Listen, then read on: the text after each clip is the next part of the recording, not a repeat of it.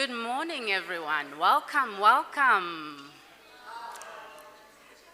Hi there, CPUT. We made it. Thank you so much for coming out. I'm very happy to see all the lovely faces here. Being an alumni from CPUT, this brings me so much joy and nostalgia.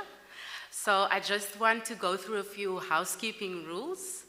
As you can see on the brochure, we will be having 3 guest speakers here today. And once they finish their speech, there will be time for you to ask questions. Do write down your questions while they're busy with their presentation, and then afterwards you can just raise your hand and one of our assistants will come to you and pass the mic for you. Another thing is, while the speech goes on, please keep the volume low so that we can all hear clearly. And then very importantly, you will see that you have received a survey. If you do not have a survey, please raise your hand so one of our assistants can pass a survey and a pen to you. Those are very important because in between we will be having very exciting lucky draws. So it's very important that you have that form in order to partake. And at the end of the event, there will be a goodie bag available for you outside. Do note that you need to complete the survey to receive the goodie bag, and then it will only be available after the event, not beforehand. So I welcome you once again, and I hope you enjoy the session and the wisdom that's coming out. I looked at those presentations. It is phenomenal nuggets of wisdom that's going to come there. So I'm very excited for you. I hope we can give you something forward on your path, and I hope that we will see many, many successful internal auditors coming out of this room one day. Thank you. I'm going to hand over to the Dean now, Professor Green, Paul Green. He's going to do a welcome for all the students. Thank you.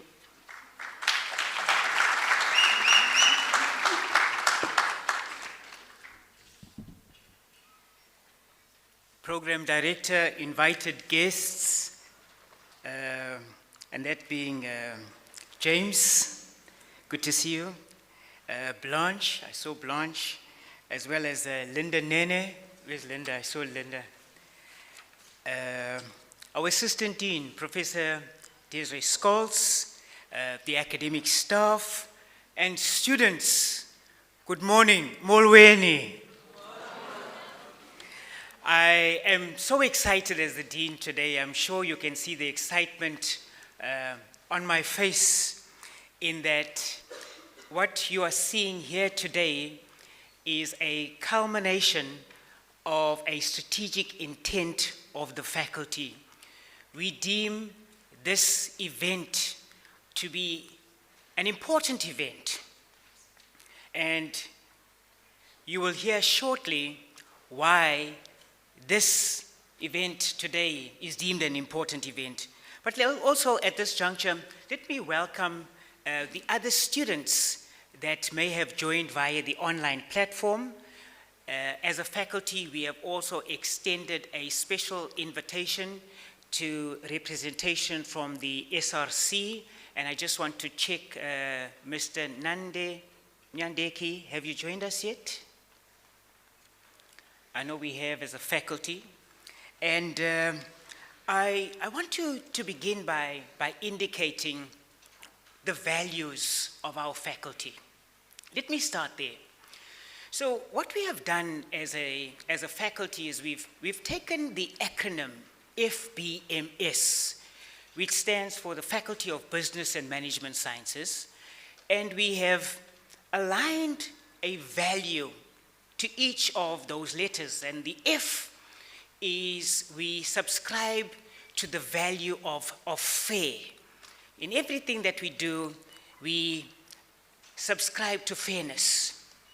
B, we take advantage of the fact that we are indeed the biggest faculty at the university in our shape and size. And so we take advantage of the fact of the size, and we promote boldness in all that we do. Let us be bold in our approach. And then with M, and this is very much aligned to internal audits and the accounting background, is that of moral standards. And then the last, being S, is that of sincerity. So those are the values in which we subscribe to. So what you are seeing here today is a mere expression of our particular values. What we hold dear to us as a faculty is that of a human-centered approach. And by that I mean we place students at the center of everything that we do. Our students are extremely important to us. And so when I see this venue full of excited faces, of faces that are extremely hungry to receive information in a specific discipline, it really excites me as a dean. I want to just focus a little bit at this juncture to our invited speakers.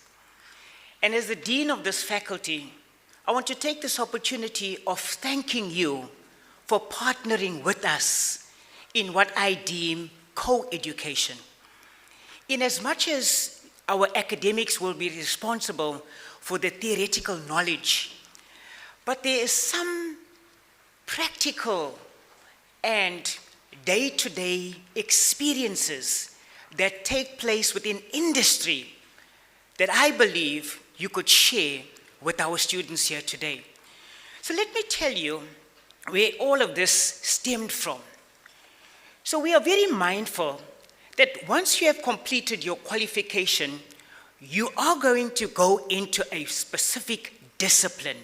You are going to go into a specific profession.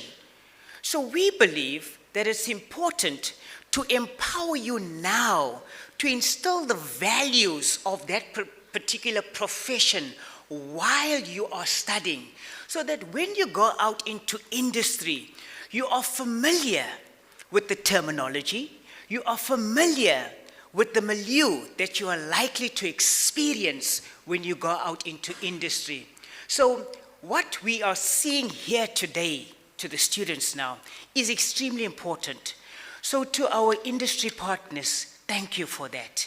Thank you for bringing in the industry experience. In as much as you will find one of the unique qualities of a University of Technology is that of work-integrated learning. Yes, that is so. But what we are promoting within the faculty is that of student chapters, student societies, where our students in a specific discipline get to integrate, get to work with partners from a specific area. So thank you for that. I also want to indicate that as a faculty, we've gone on an extensive drive in terms of curriculum renewal, because it is absolutely important that the information that is imparted to our students is relevant as well as current. Because information and knowledge changes.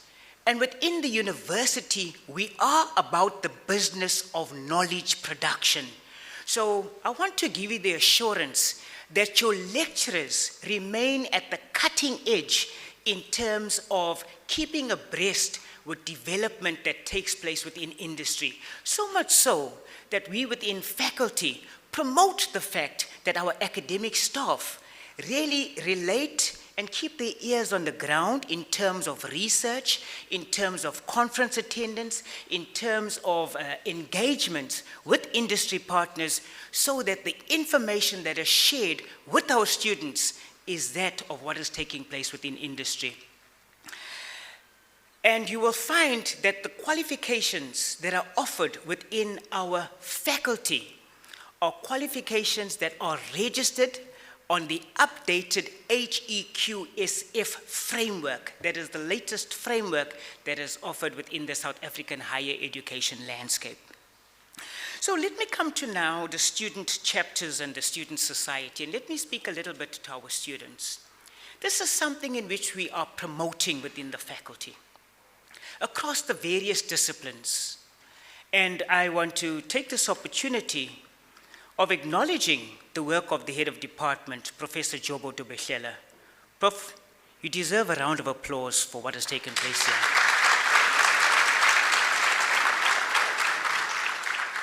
So students, we have spoken about this during our faculty executive meetings. And this aligns with the Vision 2030 of the university. And this also aligns with the call that is made by the Vice-Chancellor, in that disciplines and programs are to create student chapters and student societies so that students can begin the discussions, begin the work, the deliberations around their specific profession. So what you are finding here today is the gathering of internal auditors. And you will find this replicated throughout the faculty. You will find this happening in human resource management, in the marketing sphere, in applied sciences, and so forth. And so we believe that in order to give our students within the faculty a rich experience is for us to promote these student chapters and student engagement. And I'm very encouraged when I see the boards that are up here, when I see various stalls. I saw BDO outside and I saw goodie bags that are arranged for students.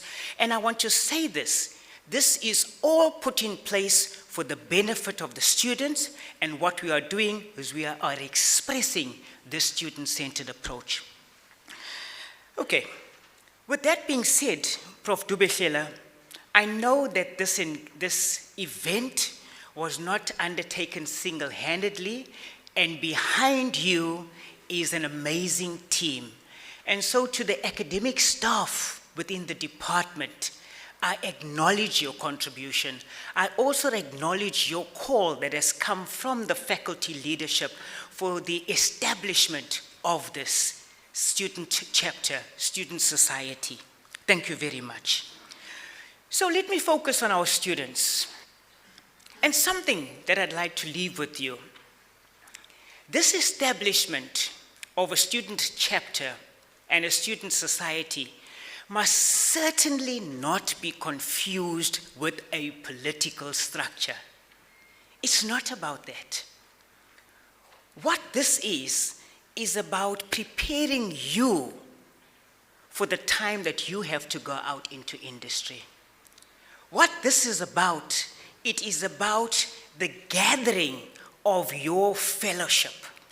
What this is about sharing knowledge. It's about sharing information, updated information, and getting you ready for the world of work. We are saying, as a university of technology, where our emphasis is on the practical component, how do we express our practical component to ventures such as this? So I really want you to grab this opportunity and also to work with the academic department to continue this initiative. Incidentally, I also happen to come from the accounting stable. I lectured accounting for many, many years up until I became involved in academic leadership. And it is a passion of mine. So I'd like to be invited to do a guest lecture in the accounting stable one day. But having said that, I want students within this department to drive this agenda. I want students to work with the academic staff to promote this student chapter, this student society on internal audits. I want you to invite me as your dean to open up the next event. I want you to brainstorm.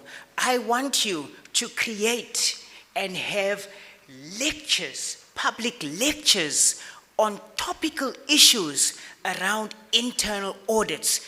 Can we speak up against corruption in our country because we are internal auditing? That is the idea behind this initiative. It is based on an on an educational foundation, and it is there to promote our students in the area of their academic development. Now, I know I only have 10 minutes, and when you give a dean an opportunity to speak, and incidentally, I see the program director already lifting 1 minute. Okay, so let me conclude with this. I want to say that the unemployment rate in our country is very high, and it is very alarming. And what is extremely saddening is when we find that a number of students, or rather, a number of individuals that are unemployed are actually graduates. And that is a reality. So what's going to happen when you go out into industry? I'd like you to look at the person that is sitting next to you. Look at the person that is sitting next to you. Now look at me. Now look at me. Now let me give you this information. You are going to be competing with the person that you just looked at. That is the reality. So why do I mention this? Why do I mention this? It is important that you begin to create your own. You begin to create your own competitive advantage. You begin to create your own academic profile. We as a faculty are beginning to empower you by creating these structures. So I want to say this. Receive and take this opportunity with both hands. Let us use this as a learning exercise. And I trust that the engagements, I trust that the questions that you will pose to the presenters will be that will stimulate the discussion, the discourse, the dialogue in the area of internal audits. So on that particular note, I want to say thank you, Baya Danki, Nkosi.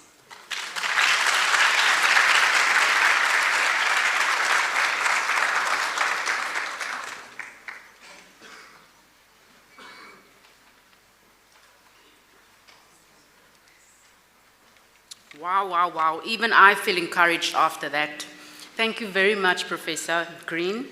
That is a very encouraging word there from the Dean of Business and Management Sciences faculty. Next up is a word from the Student Society. Do we have a representative from the Student Society here yet? Thank you. You may come to the stage.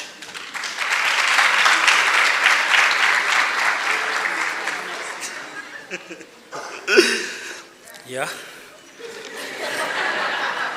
A very good morning to everyone, to Prof, the academic staff, our guests, our lecturers, students, and everyone. Reason I am saying, yo, guys, just imagine speaking after Prof. One thing I know about Prof can speak. So I'm like, what's there for me to say? Because he already stepped on what I was gonna say. When I was preparing, I wanted Ms. Lolito to create slides, ne? But since I'm given that opportunity to be the president, I've never seen a president having slides, no. So I said, no, man, let me just have my speech and write everything down. But mine is one and very simple. I won't take long, program director. I'm borrowing Prof 5 minutes of my time, so you don't have to worry, Prof. So I'll just use the other 5 minutes, then I'm done. Minus one is just to introduce the CPUT Student Society, Accounting Student Society, and then I'll just tell you about it. From that, I'll be done. As I've said to you that I wrote down, so I prefer to read so that I don't make mistakes and have AOBs as I'm talking and everything, and I end up saying things that I didn't plan. CPUT Accounting Student Society, previously known as CPUT SAS, was founded on 2013 after the present leadership at that time saw a gap between high schools, university, and the industry. The society took up on itself to try and bridge the gap between the industry, professional bodies, and the high school by bringing knowledge at the comfort of the student, so that students can make the wise career choice, not only mattering in working industry, but also knowing that there are also professional exams that one can take. We also saw a need of engagement within one another with academic activities. CPUT Accounting Student Society is the home for all accounting students within our institution who are enrolled in an offered accounting course and aspire of being a CFO, chartered accountant, professional accountant, CIO, CIA, internal auditor, COO, financial manager, taxation accountant, information systems analyst. The list is endless. You know you have so many courses, guys. You even have banking at CPUT. This is your home and your first friend at campus. We work constantly in improving our relationship with home bodies such as SAICA, SAIPA, IIA, CIMA, and SAIT, while keeping a close relationship with major firms such as EY, KPMG, Deloitte, Makosi, and some of our distinguished guests who have graced us today with their presence. We strive to make the accounting course fashionable and enjoyable, as we believe that the career can change an individual's narrative. We do this through several interactive programs, such as the one that we are attending today, and fun programs such as hiking, giveaways, most of you are going to get some bags, and other activities. What is our role in academics? As previously stated, we work hand in hand with the institution to ensure that we have the course as fun as possible.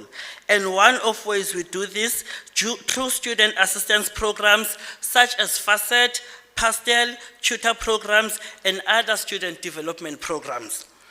The office barriers for the student society, as Prof. Green said, this is not a political structure. The society operates under the banner of Business and Management Society faculty, which is headed by our Dean, Prof. Green, who was just here. We have our HODs, who's Prof. Tubihlela, Prof. Oboko, and Dr. Netling. Beneath them, we have our lecturers who've been of a great help to us. And beneath them will be the Student Society Executive, which is headed by Mr. Xolani Jafta. You'll hear about him later on. And then, how to join? We have spoken with the lecturers. We're gonna send an email with the link to all students. You need to check Newsflash, your student email, and Blackboard, whereby every student who wants to partake in this great initiative can join us. A link will be sent soon. In conclusion, dear Greba, as I said, I won't be long. In conclusion, I want to acknowledge the founding members of the society, which some of them now are lecturers within the institution, Abo Mr. Jonginamba, and some are working in the industry, like the program director for us today, and some are even watching us online. I also want to acknowledge the support that we have been getting from academic staff, technical staff, and admin staff, that they really helped us running these types of events over the period of time. Even during COVID-19, the academic staff of this particular department, which is internal auditing, headed by Prof. Tubihlela, they always promoted this event because we had these events online. Guys, as I'm closing, I just want to share 3 hashtags to you, and then I sit down. The first one, we're gonna say hashtag Smart CPUT. The second one, hashtag Make Education Fashionable. The last one, hashtag In God We Trust, the rest we audit.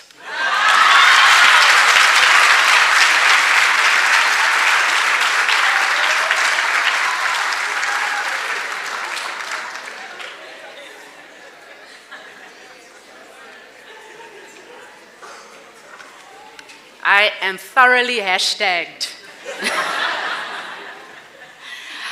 Students, guests, without further ado, we will start with our first guest speaker.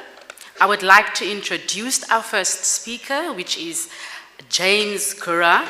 James comes with a wealth of experience in internal audit, risk, and governance, and has been in the internal audit profession for 20 years, including as a chief audit executive for one of the 5 major banks in South Africa. He is not only passionate about his profession, but people development is also a cause very close to his heart. Amongst others, he was a part-time lecturer at CPUT for 7 years. James is the immediate past chairman and currently serving on the board of the Institute of Internal Auditors South Africa. He also serves on the African and global structures of the IIA as a member of the Professional Certifications Board, which sits overseas the international qualifications like CIA. And furthermore, James is also a member of the Governing Council of the African Federation's Institute of Internal Auditors. So students and esteemed guests, we welcome James Kura.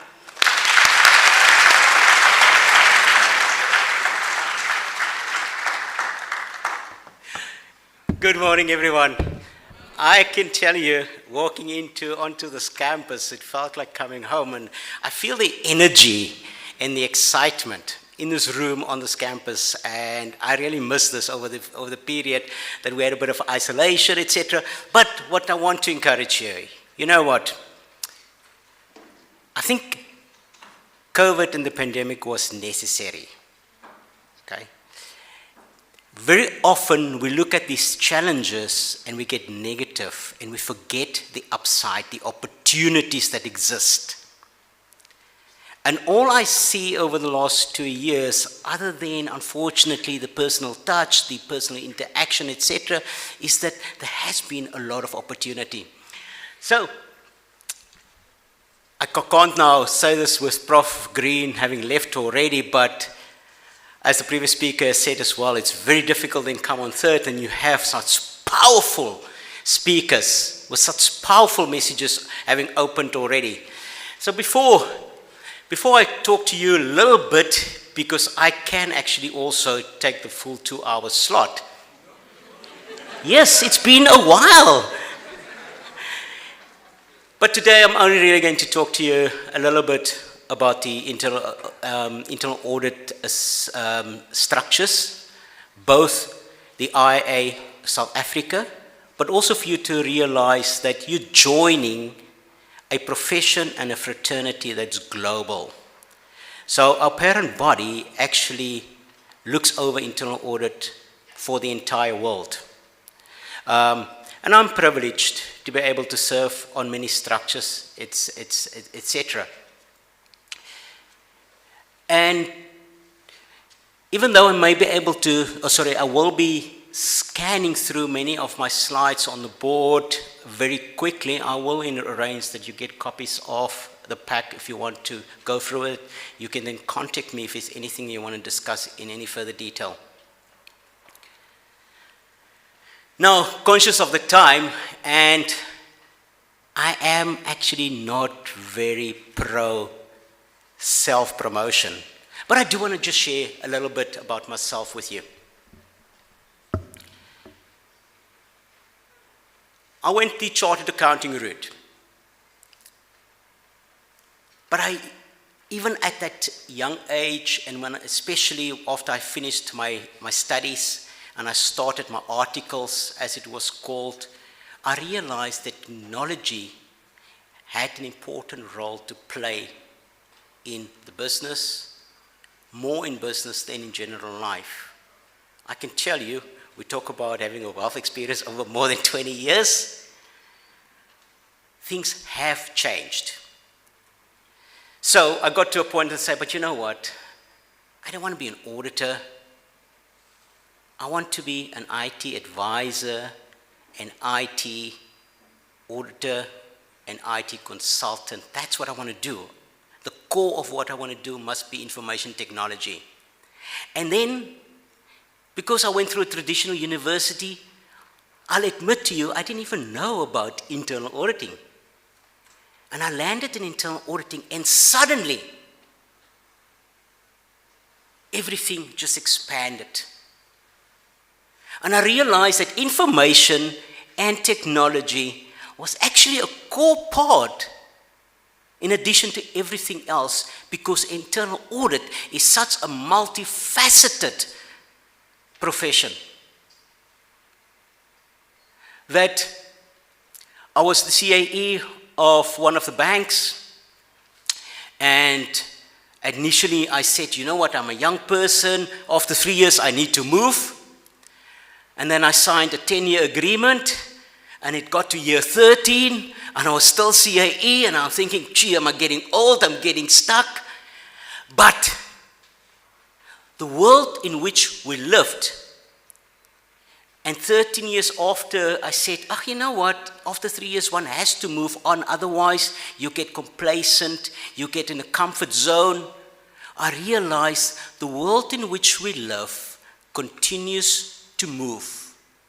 And when we move, when we change as the world moves, you realize that all these changes, all these challenges, these are the impetus, these are the factors, these are the drivers for growth. Business has to change in order to grow. We as human beings have to adapt and change in order to grow. Yes, I got involved in structures at a very young age as well, and the message that you just heard, it's not a political organization, okay? Get involved. For those final year students, the future is not next year, the future is not the next 5 years.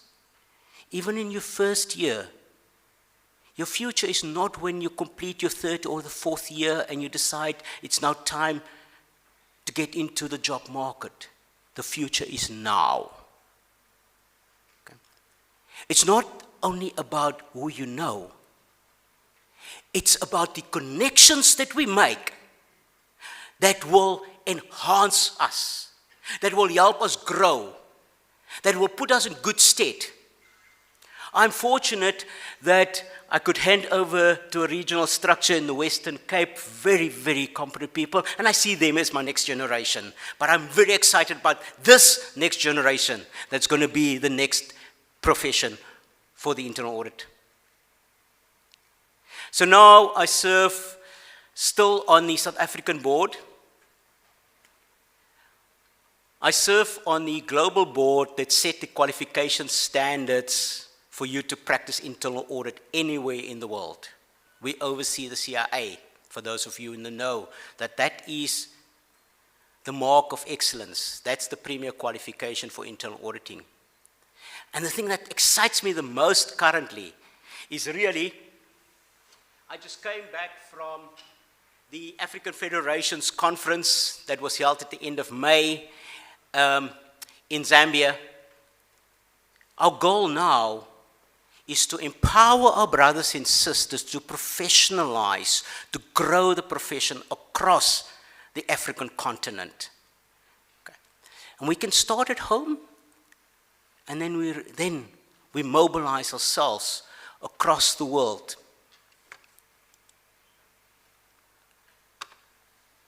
All these things, it was important for me to tell you, because if we don't realize that the only constant in life is change, then we should be worried.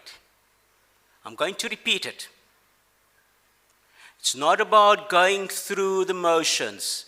I needed to finish my 12 years at school. I need my 3 years and then my 4th year at university, and then I need to move on to start thinking of what do I do next? Do I start working, etc.? Okay. Whilst these things happening, the world is moving. Okay. And the best example of how the world is not waiting for us has really been the last 2 years. And that is why my message since March 2020 has been, for myself as an internal auditor, now is really the best time. hello to our virtual audience over there. How easily has it become part of life that we connect wherever in the world you are? And it's much more seamless today than it was in February 2020, I promise you. I get worried, I tell you, when there are still people saying that, when do we really get to normal? Yes, we will find a normal. But the worrying part is when the people express that we want to go back to normal, is when they want to go back to 2019. Okay? The world does not need us in 2019. The world needs us to understand that 2023, 2024 is going to look different to August 2022. And we need to move with the world.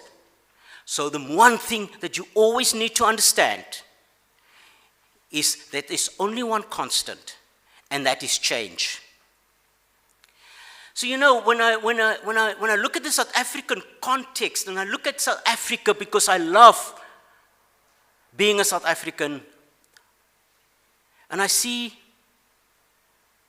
on the news, in the headlines, and they talk about governance failures, corporate governance failures, things go wrong.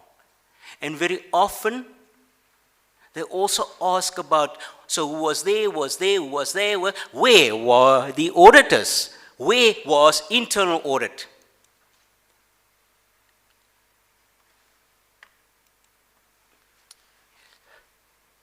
That message at the top of the board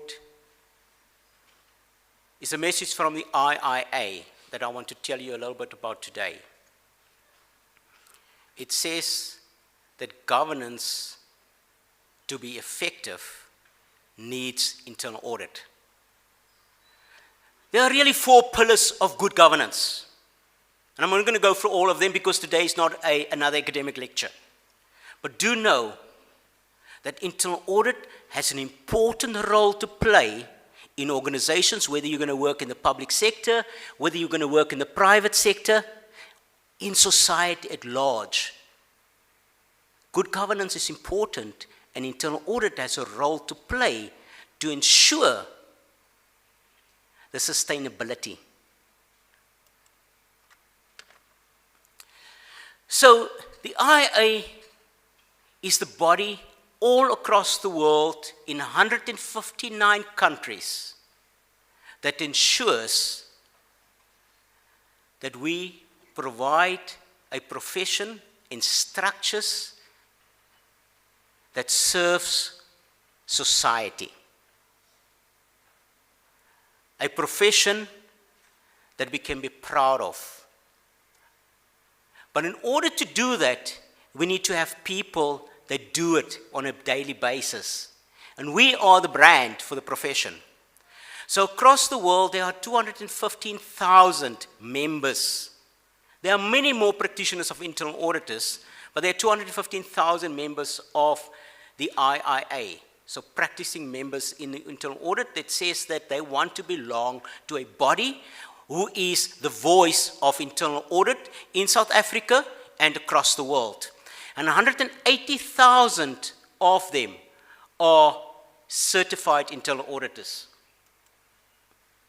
So when you Google, alternatively you can just remember global.theiia.org, then you'll find the slide, and what's in the center of that slide is the important message about what the Internal Audit, the Institute of Internal Audit stands for. We, as the IIA, helps internal auditors deliver strategic advantage that drives success. That's our job as internal auditors. We want to see our organizations succeed. We want to see society succeed. We don't want failures like Steinhoff, failures like Enron, failures like Eskom. Okay? Yes, it's important that we talk about it. Okay? I am in the banking industry, is my day job.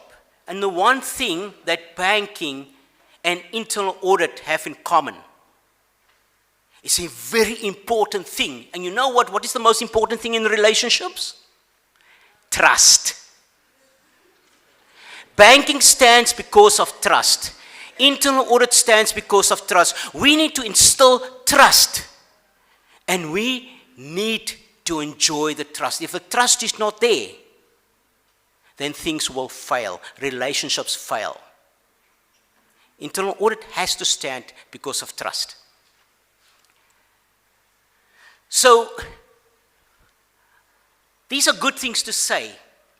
But in the changing world, how do we ensure that we continue to deliver to our organizations, to society, to ensure that we succeed on the basis that they can trust us, that we will help them to succeed?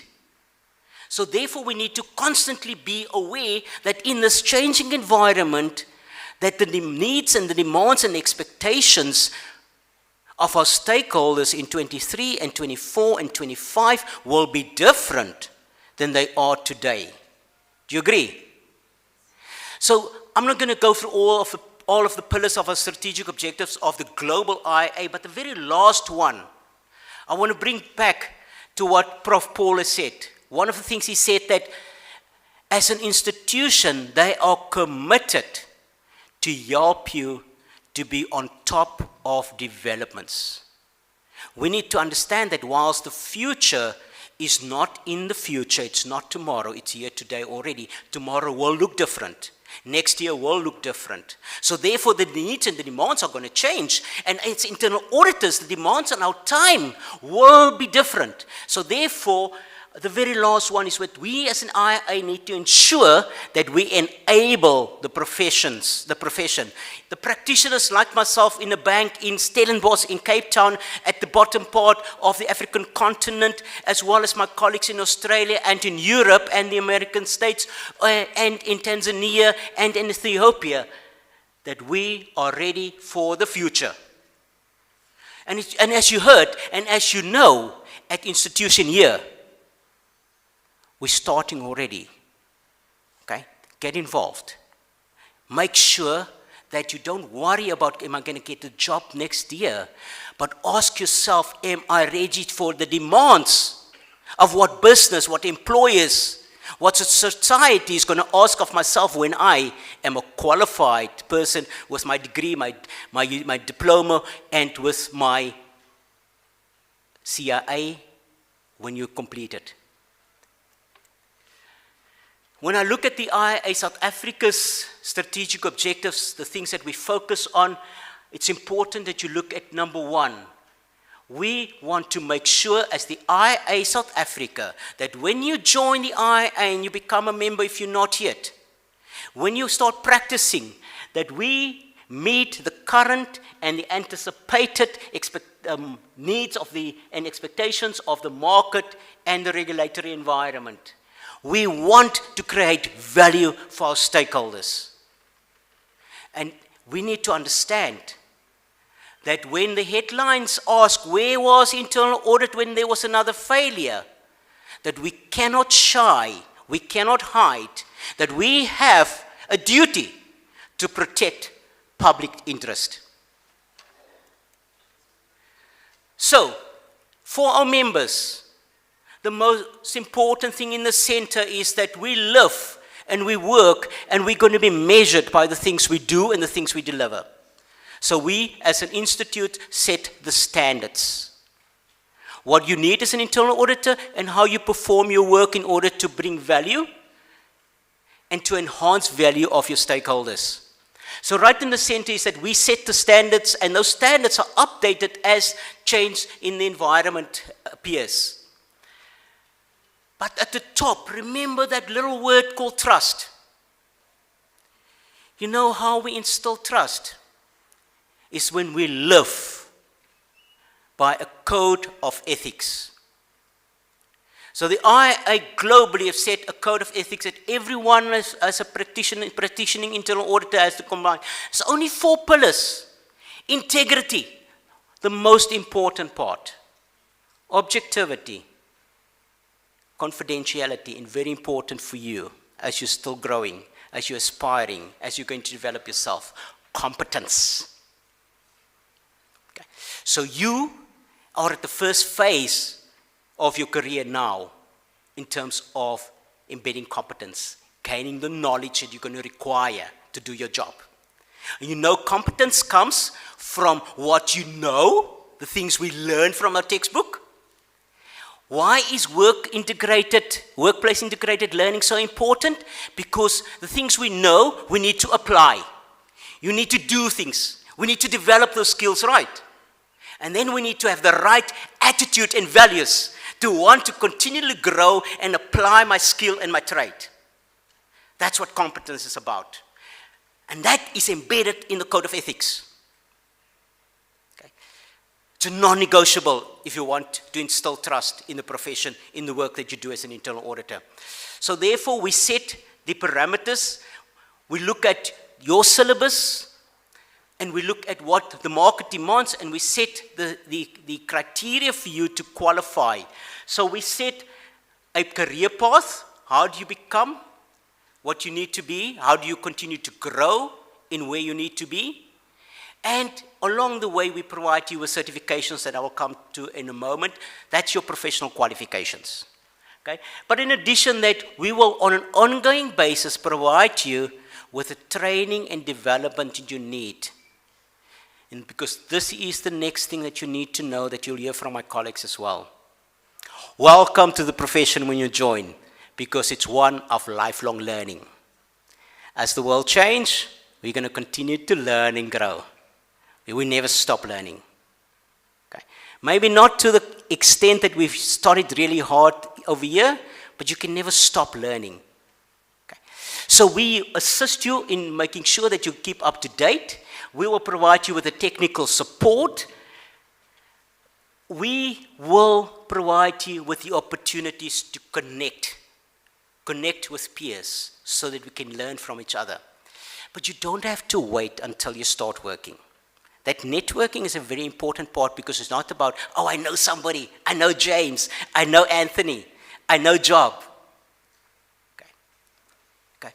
It's about making sure that we learn from each other. So that networking will help us to get that last point, which is to keep up to date by providing you with additional advice and guidance.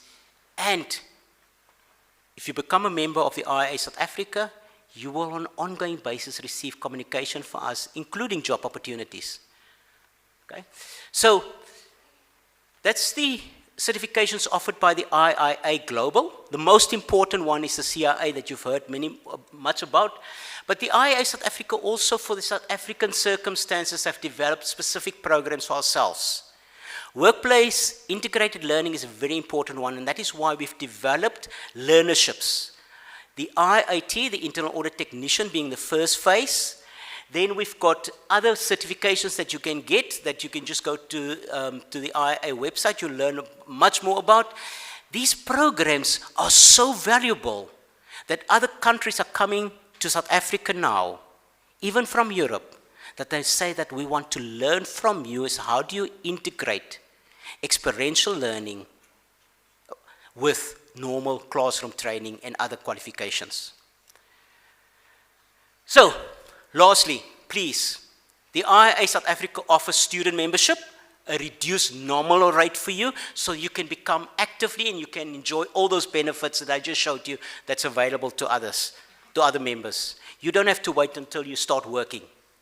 Okay? You can become a member today, and I invite all of you, get involved in the structures. We have forums, seminars on a regular basis that you can get to meet and connect and learn. Okay?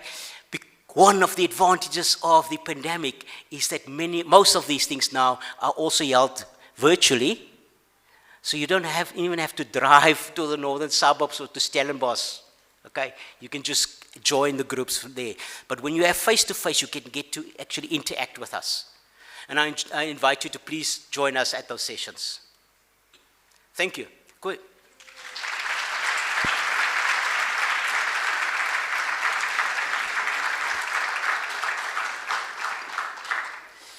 maybe time for one question, Selmy? Okay, they leave the questions for last. Oh, there's one.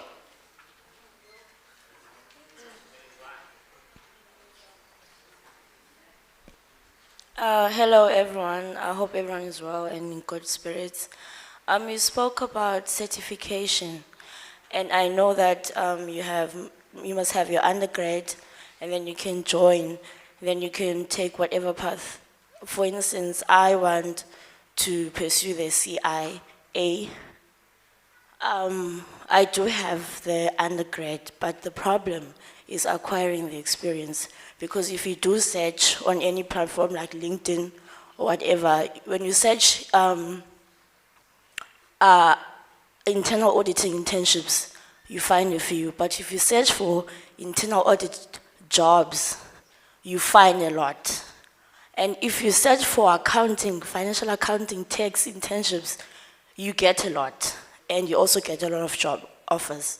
So what I'm trying to ask, but to raise is, isn't there a way where there can be partnership between the industry and the body, where there can be training centers? For instance, let's say Capitec can partner with IIA and say that a student can be in a 2 years program, and then if they complete this program, then they can meet the requirements of the IIA. Thank you. It's a very good question. I just put it on there because I know it's important. I know it's an age-old issue, is that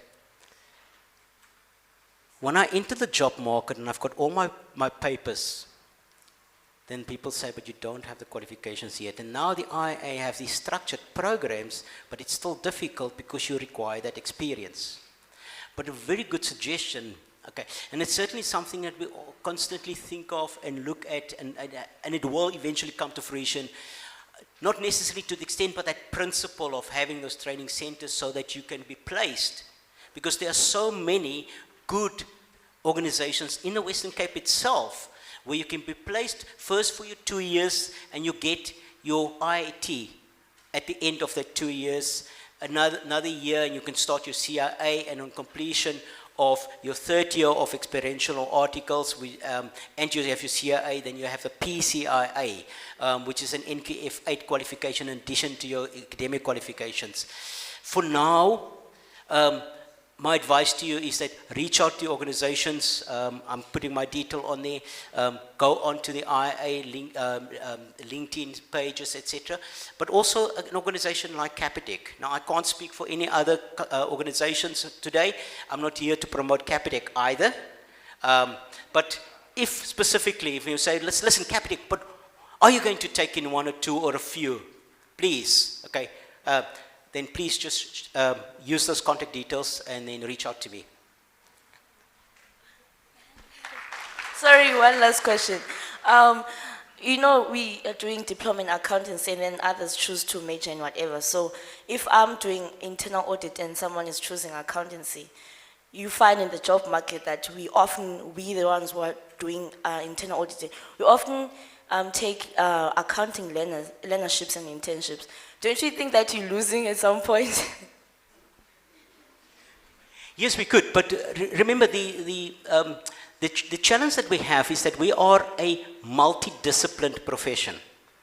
Okay, so we take in the tax students and the accounting students, etc. And when you go the structured accounting or tax students, then it's usually one way, which means that when we compete, we actually do compete against them, against the accounting student as well for opportunities. But when it comes to internal audit specifically, you are certainly in a better position because you're better placed to start to go for accounting or for taxation or pure internal audit, which encompasses all of them. Thank you. One, two. Hello, everyone. Yeah, because of the time, guys, I was that guy who was nominated to bring the fun out of this. But now the time is not on our side.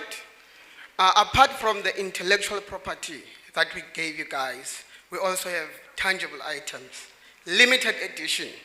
I see there's many of you here, but these are limited editions. Is that a question, good? Yes, I have a hand here. Okay. Okay, thank you very much. My question is to Mr. James. It's a simple one. Is that what does the IIA do, or what role does the IIA play in situations whereby you will find that the internal audit structures are there, mostly in public sector, but professionals, internal auditors can't simply perform their duties because of the suppression of political influences. So what roles does the IIA plays in those situations? Because in public sector, that is very much a reality. So what role does the IIA play in those situations? Thank you. A very good question. It's not always that easy because we, as a generation, and the time in our lives where we are right now, we need answers quickly. And that is the reality of the time in which we live. And then we look at the context of South Africa. And I promise you, as I said specifically on the global boards, etc., and we look at things that happen in South Africa and I say, but specifically when it comes to accountability for failures, not only in the public sector, but governance failures, etc., also failures when it comes to things like ethics in terms of our own members. Why does it take so long for change to effect? Okay, that will happen. What we do as the IIA South Africa today is that we are constantly in conversation, engaging with the structures like National Treasury, etc. We have developed forums specifically for public sector, if we're now specifically talking about challenges in the public sector. We engage, and then then we need to separate the activities like the internal audit functions within a department, for instance, whichever level of government that is, versus the member, the practitioning member. So currently, internal audit is not a regulated profession in South Africa, which means that we don't regulate like IRBA regulates KPMG as a firm. The IIA does not regulate the internal audit department, okay? But we can hold our members accountable. So if you are the CAE and you're not doing your job, we will act. Okay? But we will also provide you with support if it's that you're doing your job, but you're constantly battling walls and the challenges of what you described there.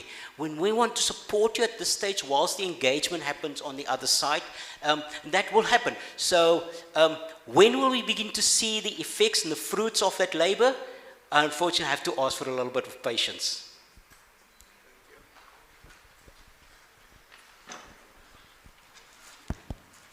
Okay, so I would ask that we hang in there with the questions. Probably there will be time at the end where you can just ask questions. You have an opportunity to ask 1, 2 questions after a speaker has spoken. Hopefully that's fine with everyone. I would like to ask those gentlemen that are standing at the back, we still have chairs that you guys can occupy. Okay, I was about to bring fun, and I said I have only limited supplies. But there's more where this comes from. Under your chair, there's something under your chair, but it's noodles. Aye, President, it's noodles. If you find the noodles, feel free to look next to you. If you find the noodles,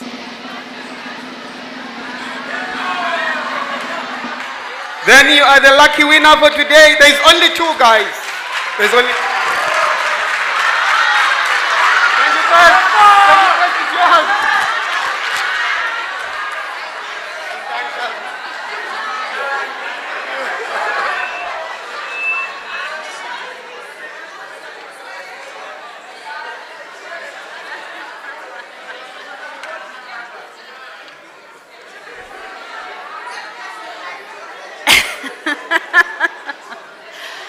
Unfortunately, this is not the Oprah Winfrey show, so we don't have one for everyone. There can only be one or two. We yes, we added the noodles just for nostalgia, so we can recognize your grind, students. We know, the noodle days. On to the program. Before I do, I just want to remind all the newcomers that you need to complete a survey. If you don't have a survey questionnaire, please raise your hand and one of our assistants will hand you one. It's also important if you want to partake in the other fun that's coming. And also please, students, when you collect your goodie bag outside after the session, please remember to complete the survey.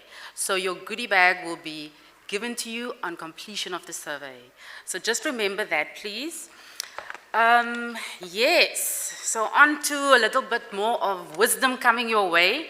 Our second guest speaker is Blanche Karen Cross, and Blanche is a Chief Audit Executive for Western Cape Government at the Department of Premier. The internal audit activity under Blanche's leadership provides a shared function to 13 provincial departments, a few small public entities, and the provincial legislature. She started her career as an external auditor after she joined the Department of Trade and Industry in their internal audit unit, and then soon after joining DTI, Blanche realized that internal auditing was her passion. She holds a BCom accounting degree, a postgraduate diploma in taxation, and she is a certified internal auditor. Her proud professional achievements include contributing to setting up internal audit units for the Department of Trade and Industry and the Western Cape Government, and achieving a generally conformance rating in the external quality assessments. Now, in internal audit language, that is a fully compliant rating. That's a very good achievement. And then also, one of her other proud professional achievements is the application and implementation of the governance framework and combined assurance framework for the Western Cape Government. Her two greatest values are integrity, as she wants to sleep sound at night, and also confidentiality, since the nature of the work requires that you keep information confidential. Very important. Her personal interests include spending time with family, being outdoors. This keeps her going and grounded, and also recently taking up sewing. Sewing, so she never thought that could be so rewarding. Her life's motto is that she takes every setback as temporary. Ladies and gentlemen, please put your hands together for Blanche Karen Cross.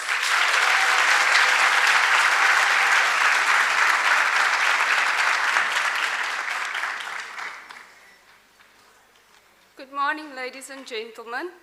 It's such an honor to be here. Like James said, it's been a while, but I think as Western Cape Government Internal Audit, we're looking forward to an opportunity to actually come and share with you what we do, and I'm going to try and do it through some of the examples today. Okay, so my topic today is about skills that you need to become a better internal auditor. Just bear with me, I'm not used to using the mouse. But before we actually start, a lot of people don't really know what internal auditors do, and there's various perceptions out there in the world. The first one on the left, sometimes our parents or our mothers think that we are just number crunchers, always sit and do the whole days to calculate things.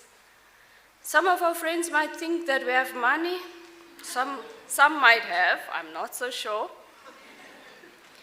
The people that we actually serve, our clients, might think that you're the police, because when you come in there, they say, oh, here's the auditors coming again, the watchdog. But we all know, especially us who've been in the profession for long, that you have to go through a number of documentation and information and spreadsheets and whatever it is to be able to come to a meaningful conclusion. Luckily nowadays things are electronic, so we actually save some paper and we contribute to the environment. But what I think an internal auditor does is that we actually need to partner with management to become that trusted advisor. But to become that trusted advisor, you need specific skills, and skills we know is our ability to do things, and we get it through learning, through your education now, and you also get it through experience. And remember with skills also, it's not just to say that you have the skill, but you must actually prove that you're competent in that skill. Now some of you might have seen that next picture. It's the internal audit competency framework, and it has 4 categories in which they highlight specific skills. Now my presentation is going to be on skills with some skills, not all of it, within those 4 categories that I feel as an internal auditor, when you start out, it's important for you to have those specific skills. So the more you practice your skill, the more competent you will become in those skills. So the first one is on professionalism, and James, I think you might have alluded to this first one. It's about ethical behavior. So as an internal auditor, it's quite important how you behave yourself professionally, but also generally, because people want to, you can't come and sell a product if people can't trust you and they don't think that you are accountable.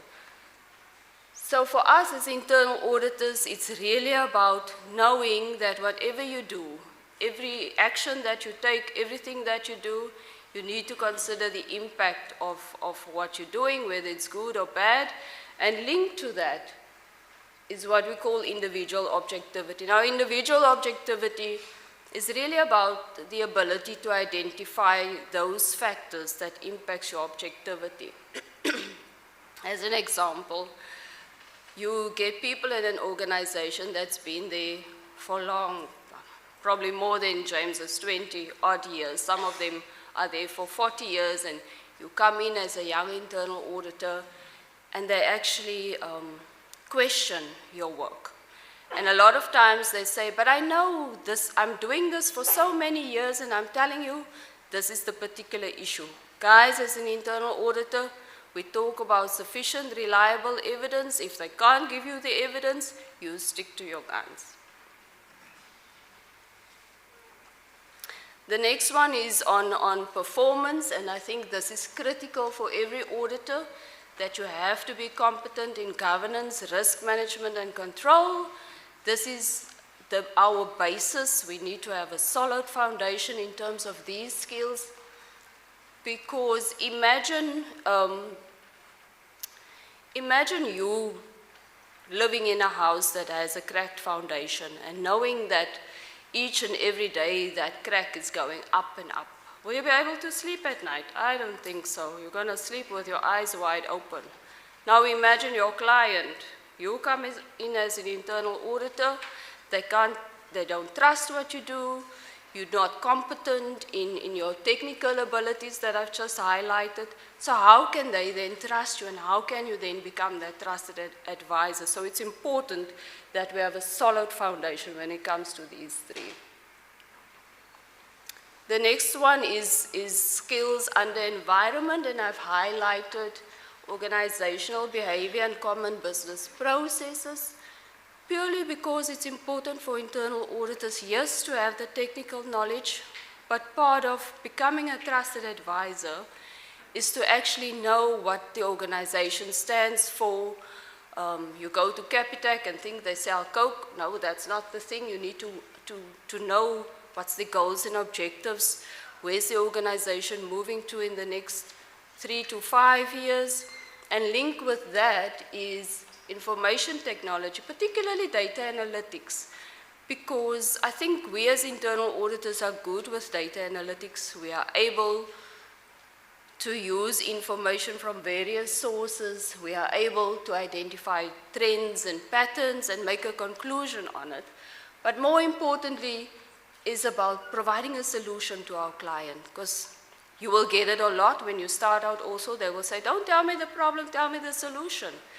And why your understanding of the organization's goals and objective is so important is that you can make a valuable, implementable recommendation to the client, because once they also see that you understand where the environment is going. So you also need to understand whether your organization is one of those that will take on new things, or are they stuck with what they know and they don't want new things.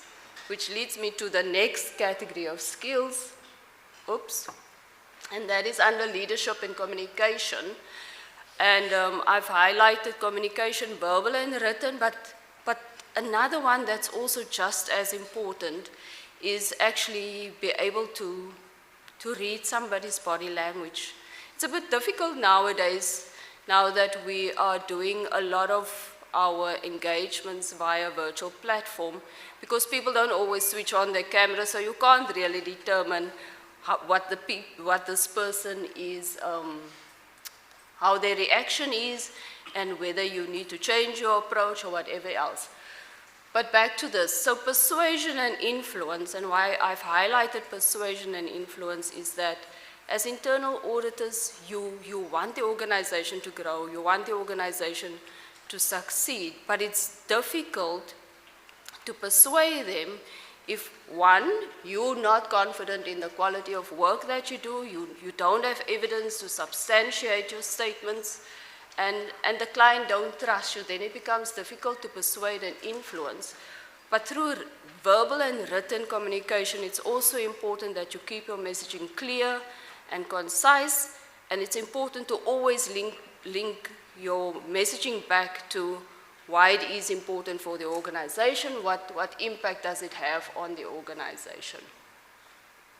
The last skill on this slide is on conflict management. It's about remaining calm.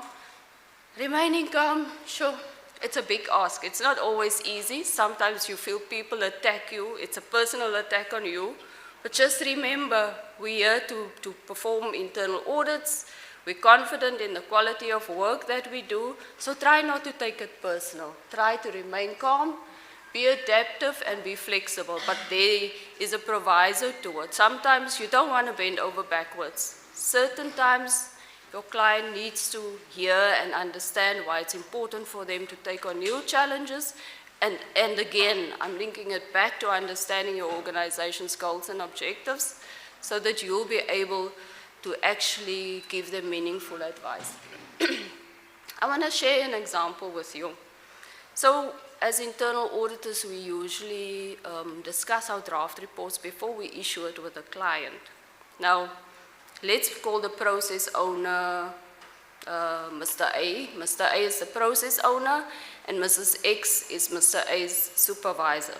Now, what we do as internal audit in practice is that you usually confirm your findings on an informal basis, and we did it in this instance, we did it with Mr. A. Mr. A was happy. We then went into the exit meeting where Mrs. X was, and it was quite a thick report, if I can call it that. There were quite a number of findings, and the result of that audit was, we call it a red report, so there were a lot of inadequacies. And not even halfway through the conversation, Mrs. A became a bit furious. She started asking us where we got our information from, who did we speak to, because she didn't agree with our findings. And she's been in the organization for so long, and she started the process, and she knows the information is there. So in the first two findings or so, I told her, it's fine, provide us with the evidence, we can reassess. But in the back of my mind, I also knew that we had quite a strict deadline. But nevertheless, it's about building that relationships, and we still had to prove ourselves. Another 3 or 4 findings later, she once again disagreed with us, but this time she became a bit aggressive, where, you know, sometimes you can see in people's faces they're gonna attack you, and you have to think, do I run, do I stay, or what do I need to do? But then I asked that we adjourn the meeting because I saw no point of us continuing with it. It was just going to end up in war. So long story short, the following week we went back. When we got to the meeting, Mrs. X wasn't in the meeting, only Mr. A. And I know Mr. A, I mean, we went through the findings with him before, so he understood the contents of the report. But then when I asked where Mrs. X was, he then explained that she had to attend an important meeting and couldn't make it, but that they're actually happy with the findings, they agree with the findings, they agree with the recommendations. I think we had to change 1 or 2 action dates to the report. And I thought to myself, wow, did we waste a whole week just to come back and actually agree on the report that she was so furiously disagreeing with?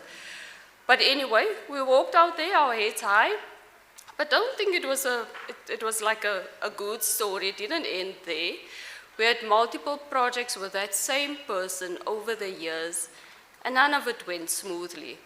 But what stuck with us is really about your ability to defend your conclusions and not giving in, making sure that you have the evidence, understanding the organization, because in some instances there were recommendations that we made and they didn't agree, and we referred them back to future initiatives that the organization was planning. Needless to say, a couple of years later, Mrs. X called me. She asked whether we can't assist her. I think it was a new process that they started that they wanted to implement, and whether we can't come in proactively to assist them with the adequacy of controls. That day was like a wow moment for me, because not only was she a difficult client, but she had a lot of influence in the organization as well. And that made me realize that she saw some value in internal audit.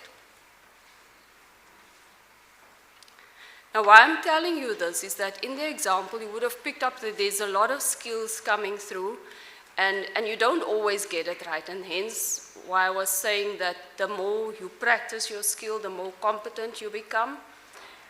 But it's really about that mix of skills that you need, and each and every situation in the life of an internal auditor might be different. Sometimes you need to be a bit more persuasive in them accepting your findings, and other times it requires less of you.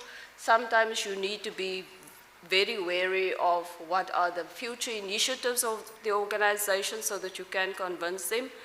But why I'm reflecting on this is that you have to have that mix of skills to be able for you to become that trusted advisor to management to help them achieve organizational success.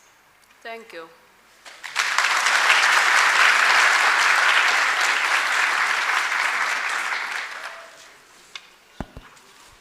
Are there any questions?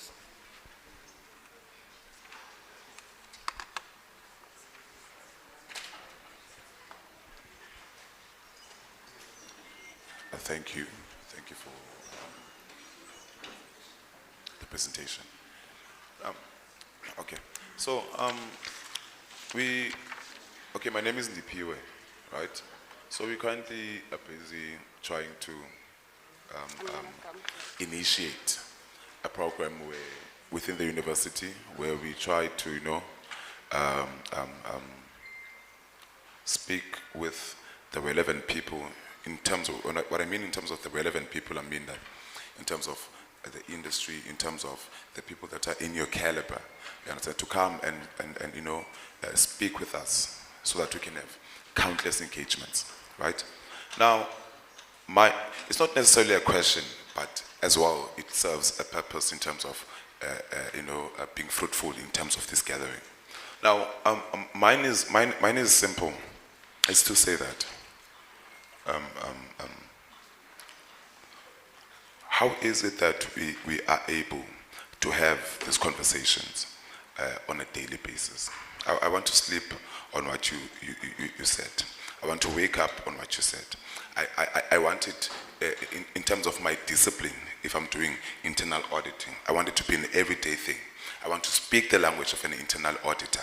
But currently it's that I'm at this field, but at this field that I'm at right now, it seems as if I do not understand adequately how I can be where you are.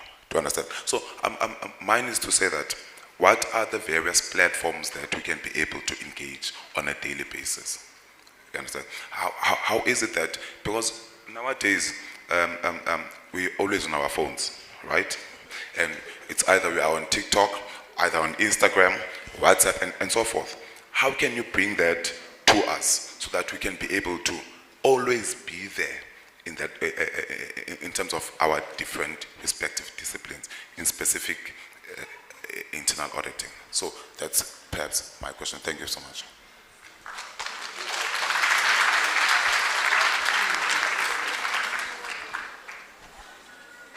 Thanks for that. It's actually a very good suggestion. I'm looking at Xiaomi because what I'm thinking, because in the organization we have what we call a mentorship programs, but we do it from peer to peer, or sometimes a supervisor to somebody that just started off, especially for our new internal auditors, we have that.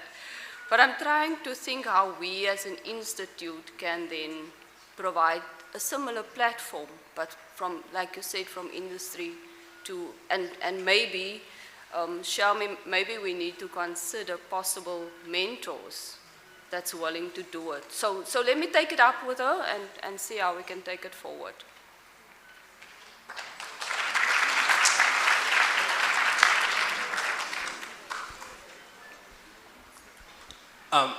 Hello everyone. I'm not asking your question, but I want to answer something from For- what he asked.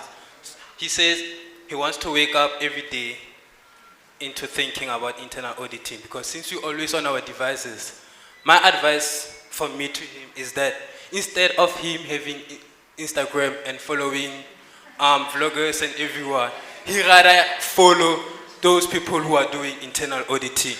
Instead of him having TikTok, he rather have LinkedIn. Okay.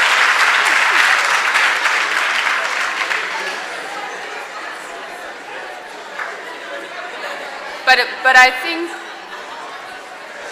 think maybe he wants to connect. He wants that connection. Thank you.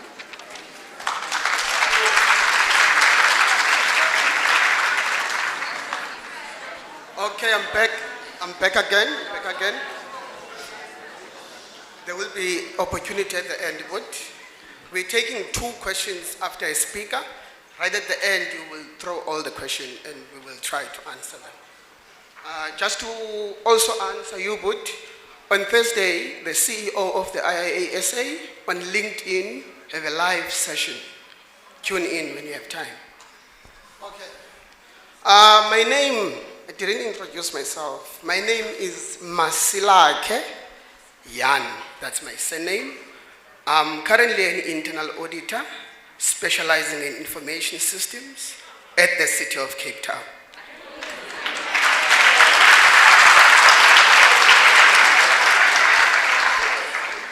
That's why I have my phone out. There's an artificial intelligence that will assist me now. Hopefully everyone got the questionnaire. The questionnaire contains numbers. Yet again, we still have limited supplies of these t-shirts. Therefore, we work based on pure luck. So I'll punch in on my algorithm here, and then it will randomly select the number. I'm not involved. You don't have to audit anything.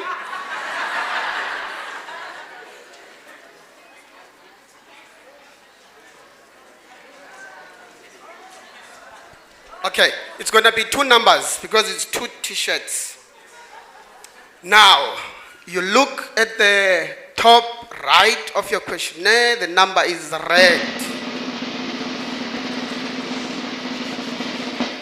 Do we have number 61?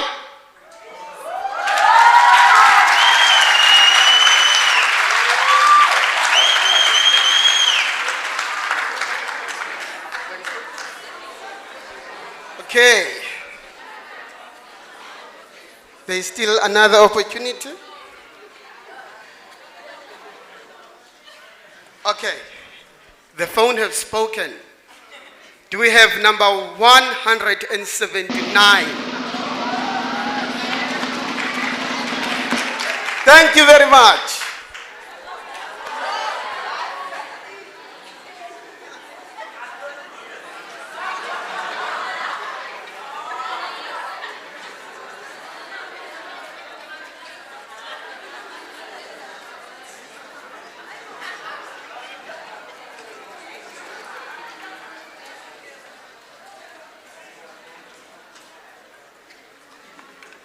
This session after the fun. Now I need to come in here and not give so much fun. But hopefully I can give you more wisdom.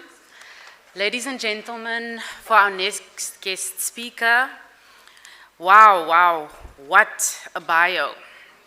I have to be so specific because there's so much to say about our next speaker. He is so well qualified, highly qualified, very well experienced. Mr. Lyndon Nene is currently a Chief Risk and Compliance Officer, reporting to the Group CEO at Petro SA. Before this position, he held other various positions at Petro SA, including Executive Manager of the Office of the Group CEO, Group Health, Safety, Security, Environment and Quality Manager, Group Compliance Manager. He's also held several senior roles for large conglomerates, including BOE Bank, Engine, Chevron Oil SA, responsible for Africa, Pakistan, and Middle East operations. He's also previously held a role as Head Enterprise Risk Management and Government Systems for the Provincial Treasury. His qualifications include a Master's in International Business, Postgraduate Diploma in Management, specializing in Corporate Governance, BCom Accounting, and a Certificate in Risk Management Strategies in Public Sector. He also holds an array of professional qualification certifications, such as CCSA, CRMA, CCPSA, CPRAC-SA. Ladies and gentlemen, I can go on and on, but we need to be a little bit time sensitive here. Linda's experience as an astute and solutions-focused business administrator and corporate governance jockey with comprehensive background and implementation expertise in the areas of governance framework development, financial management, internal and external audit, risk management, business continuity management, ethics and integrity management, compliance, corporate governance, IT as well as IT governance. Linda's active involvement in the various financial and corporate governance roles sees him occupying several roles in board audit and risk committees, fraud response committees, and board directorships. Ladies and gentlemen, I still have 2 pages. Unfortunately, I cannot name all of them, but just to give you an idea, I can go on and on. This is a very well established and qualified speaker. Put your hands together for Linda Nene.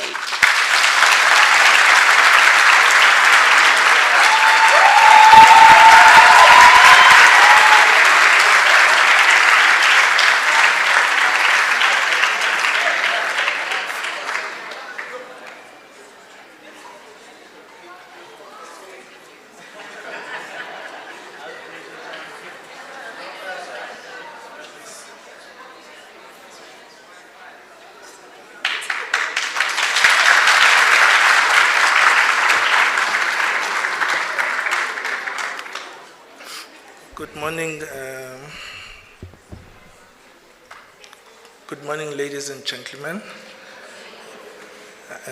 I trust you are all well. The program director has oversold you something that might not necessarily be true. So forgive me upfront if I don't do justice to what you have as an expectation. There might be an expectations gap. I'm standing before you and your lunch, which means I'm taking a very raw deal in terms of the slot that I've taken. But nonetheless, Prof, you will forgive me. I think I'm going to overshoot the time, considering I've seen what Blanche has done. But I think the leader, James, you've done well by overshooting by 20 minutes. So I can also do the same. I was a bit worried when James was speaking and the Prof Green was also opening, as well as Blanche. I thought I don't have to say anything because they've covered part of what I wanted to speak to. But I also remembered that as a Christian man, spiritual connection is important. So my message is affirmed because they've already spoken about some of the issues that I wanted to touch base on. In particular around corruption, corporate governance failures, etc., etc. So, ladies and gentlemen, without further ado, I will be speaking on this mammoth topic that has been given to me. I hope we'll be able to do justice, as I said. Is it Lolwet, right? Please just go to the next slide and then just stop after this slide. Okay. Is anyone taking French? Okay. So we don't know what that word means. I've got a prize for someone who can tell me what is that word. There's no time to Google. Anyway, so let's move on. Camaraderie is a French term which really, in simple, means comrades, friends. And comrades not because of political affiliation. Comrades because of common vision and purpose. So, Lolwethu, please press the slide again. So, what is comradely about what we see on the pictures? Corruption, corporate governance failures. Okay. So really, these were some of the biggest scandals that the world has seen, you know. But what is interesting for me, I'm not sure whether it's interesting for you, is to look on the left-hand side. You see Enron, you see the Lehman Brothers, you see McKinsey and Company, you see the Dieselgate, and then on the far right, you see some of familiar faces, right? The VBS, the family that we're trying so hard to extradite from the UAE. So for me, what I picked up from this picture is that corruption, corporate governance failures knows no boundaries, okay? Whether you're in the first world country or in a country like ours, corruption is endemic. But I think the biggest question for me and for all of us is, in terms of the internal auditors and internal audit profession, when all of these things were happening, where were we? Next slide, Loretta. So, press again. So, on the left-hand side, you can list all of these governance failures ranging from 2001 to present day.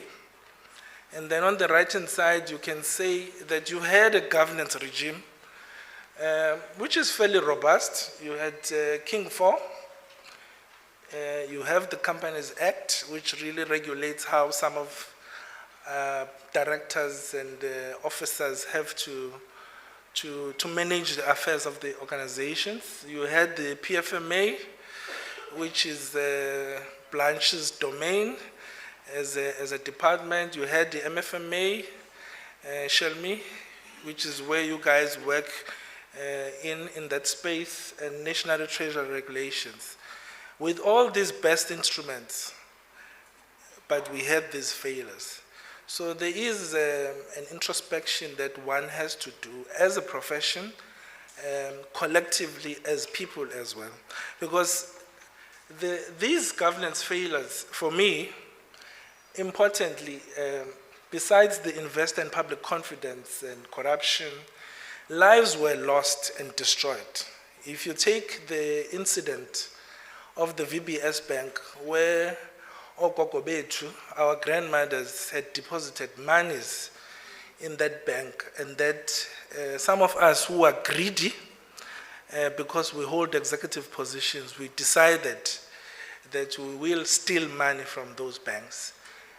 I think some of us would have seen on TV some of the elderly people sleeping outside those branches, hoping to get something of what they deposited. And guess what? It was gone. So next slide. So this is really what we are supposed to do as audit professionals, accountants, corporate governance specialists, fraud practitioners, etc., etc. We're supposed to be guardians of good governance, correct? That's why you exist, otherwise there's no profession, okay? You are supposed to safeguard assets, and I'm borrowing from the definition of internal audit to some extent. You need to evaluate internal controls and conclude whether they are adequate and effective, as Blanche was referring. You're supposed to be business advisors, meaning that you should be on the ground when the business is conceiving ideas, implementing projects, etc., etc. You should be a sounding board, practically, to the board and management, because when we sit at board level, we don't operate companies. We come in 4 times a year, if we are lucky, 6 times a year, and receive reports. There is an assumption that the internal control framework is working as effective as it can be, and we get that reliance from internal audit. You're supposed to be the ears and eyes of the board. Again, if you press Lolwetu, there are 2 questions that are coming through. Is where was the internal audit department? What about the external auditors? KPMG was cited in some of these corporate governance failures. They were supposed to be protecting, but they were party to some of these corporate failures. Deloitte, you can name them. So the audit profession is reeling in terms of a tarnished image. And I think it's up to each and every one of us. And I'm very happy that you've got a whole full of new breed of internal auditors, accountants that will change the course of history for the better. We can move to the next slide. So when the scholars analyzed Professor Dubishela and came up to the 6 root causes of corporate governance failures, they cited leadership issues. They cited ineffective and inefficient internal audit shops, meaning that some of these auditors that were employed did not do what they were expected to do. They cited fraud, which is endemic. They cited corruption. And then they cited issues of board, weak boards, and board members that are inexperienced. Loleto? Interestingly, if you look at the top 4, it's pointing fingers to all of us, correct? Because really this is where you are supposed to be playing a field. Ineffective internal audit, fraud, corruption, and leadership. So I might touch on people's toes as I try and project what I think should be our focus. There is a 3-pronged strategy that I think, Prof, we need to look at. if we are to overcome the past ills and past governance failures. One, we have to re-look at the curriculum, the training that we give to our students, auditors, financial accountants, etc., etc. The second one is to look at the professional development. And lastly, we have to look at personal development or personal reflection.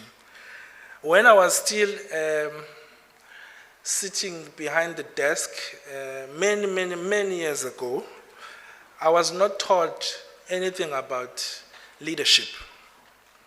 I was not taught anything about values-based leadership. And that becomes a critical ingredient for an internal auditor in today's world. I was not taught a lot about ethics and morality, yet the issues that we are confronting around ethics and morality. I was not taught more around performance auditing. We were taught at a very high level what is IT auditing. But what I find most sitting as a chairperson of some of the audit committees in the Western Cape and in Gauteng is that you find our auditors cannot do basic general controls review. So there's something wrong there, let alone applications review. When we have to make a call around forensic investigations, when we want to look at certain things and probe certain things, we have to go out into the big four, big five, because the skill and the training perhaps for internal auditors is not geared to an internal auditor that can do basic fraud and forensic investigation. So I'm proposing certain things there on the left, but I want to focus more on professional development, which is what we have touched on. It's important to sharpen the saw. All the time, you have to sharpen the saw. How do you sharpen the saw? You go on Instagram, but you also follow the correct crowd. Okay?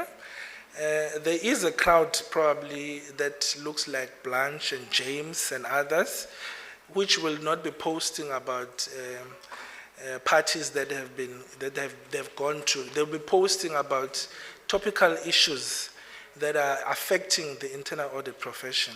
So it's important that you belong to some form of a network. Okay? You need to upskill yourself from a leadership point of view. Go into online courses, try and actually attend the softer side of issues when it comes to personal development. Importantly, you need to find yourself a coach or a mentor, somebody that you look up to, somebody who can walk the journey with you from beginning till the end. I can tell you that when we started in this profession, many years ago, I think it was 55 years ago when we started in this profession, and now I'm giving away my age. But it was rare to find people who can hold your hand. And in particular with the demographics of the country, it was very rare to find someone very senior African in these institutions, and that's a fact. So you really needed to find a way of actually upskilling yourself and making connections so that you are able to actually milk and learn from those who have gone before. It's important that when you land, you create a ladder for others. You don't land and take away the ladder because you have arrived, okay? Because we like to actually be the only one in the tables, right? Because then you become needed, you know? If Linda is not there, you know, then something is wrong. You need to have a mindset that allows you that it's okay to have many Lindas in the table so that you can share in the experience and move on. I'm also advocating from what I've experienced in the profession that we need to move away from a specialist mindset and become more of generalist. Because we have less resources, but we're expected to do more with less. And that speaks to combined assurance and all the other good things that are coming through from the profession. I'm expecting that if I have an IT auditor, if I need the IT auditor to do some work on finance, they must have the basic element of understanding how to put together financial statements, how to read the notes, how to audit basically some way of financing. So I'm actually saying that let's try and disintegrate the silo and integrate holistically. Next slide. How am I doing with time? Good, okay. So what it is that you should expect when you enter the field of internal audit, I think Blanche, you've touched on some of the items. That picture, it's an internal auditor going up in a red suit. It might be a Gucci red suit. And everybody else is coming down. And that's true to some extent, because in most cases, you have to have the courage to swim against the tide. You need not to be popular. The field that you are entering into does not want people who want to be popular at the expense of the organization. Okay, I'm going to repeat that. You cannot be popular at the expense of the organization. So courage is required to stand your ground, as Blanche was speaking to. If you have findings that are valid, that you have tested, you have the evidence, you need to be able to stand up for those, right? And you must also understand that as you do this work, not everyone is going to be clapping. Okay? Some will not be clapping, others will be appreciative.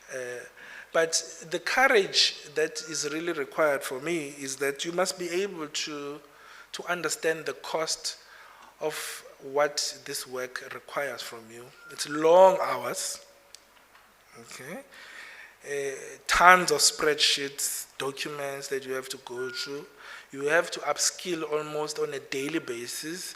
You have to speak many languages. You have to speak human capital languages. You need to be able to speak engineering language if you are in an environment that, like I am, in petroleum engineering. So you need to be able to have conversations, meaningful conversations with people that are on the ground.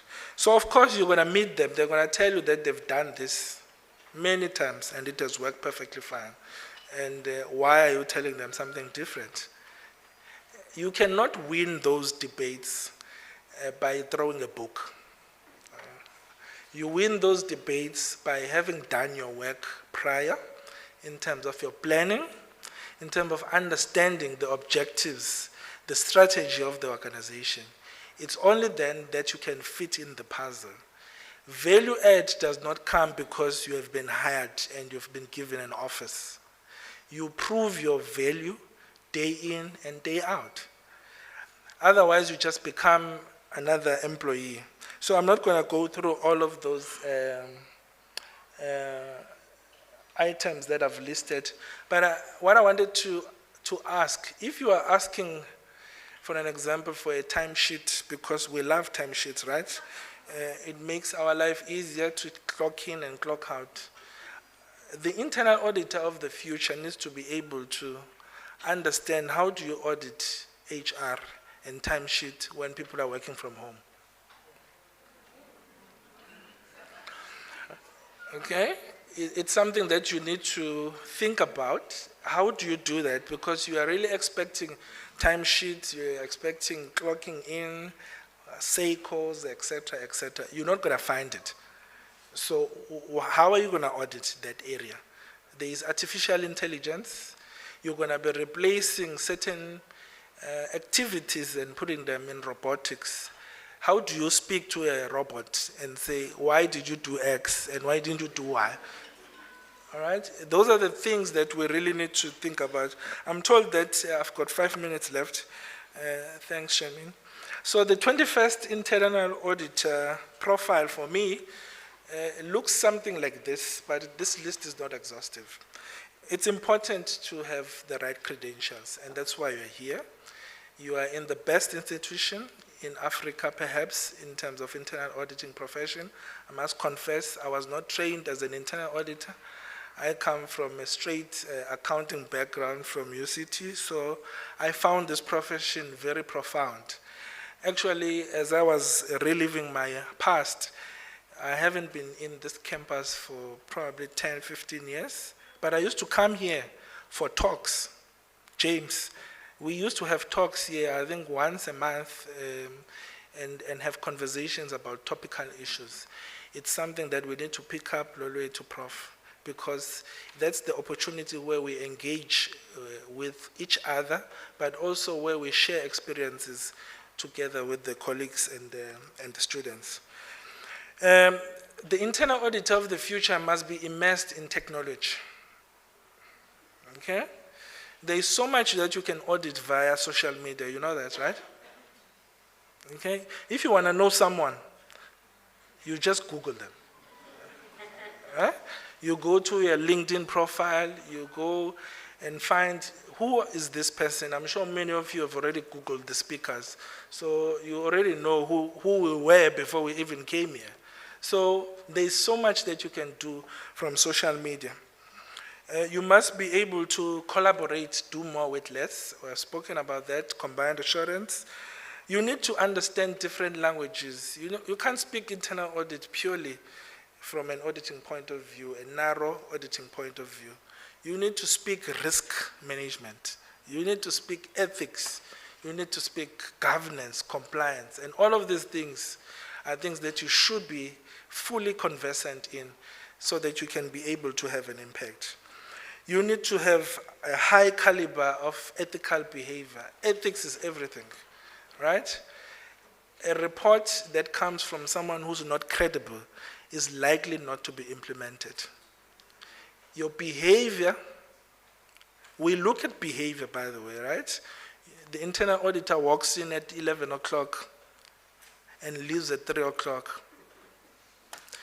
And then you come back and you want to audit HR and timesheets. It doesn't gel. So you have to exhibit the correct behavior at all times. It's like the president. Whenever he moves around, the cameras are always on him. Same as internal audit. Whatever you do, people are looking. So, as we conclude, I think one of the things that should be done by internal audit, if it's not done already, is that we need to spend more time on strategy. You need to understand where the organization is going so that you can add value. You can't add value if you don't understand where the organization is going. Take a practical case. We are running a refinery. We're producing oil, gas, and petrol. We spent a lot of money in capital projects. If you don't have an appreciation of what we're doing, you're going to go and audit cash and banking. Okay? And it's probably easier because it's normal procedures, repetitive. You're going to go and audit petty cash, yet we are spending billions on projects. So where is the value add? Probably on project management, it's where you're supposed to be. On capital expenditure, that's where you're supposed to be. So understanding the strategy is key so that you can add value. You need to be present in senior management meetings so that you can have an interaction and have the input. There is so much that can be avoided when you have an engagement at EXCOs. But again, you're not going to get an EXCO invitation if there is no value add or people don't see whether you can really add value. I always say that CAEs and auditors must have a seat, not a chair at EXCO, and there's a difference. A chair can be given to anyone. You can be rotated. But if you have a seat, it means you are required, you are needed because of the expertise. So strive to have a seat. And the seat does not come just because you are black, beautiful, colored, blue or gold. It doesn't work that way. And it does not have qualifications attached to it. It has what we call value add.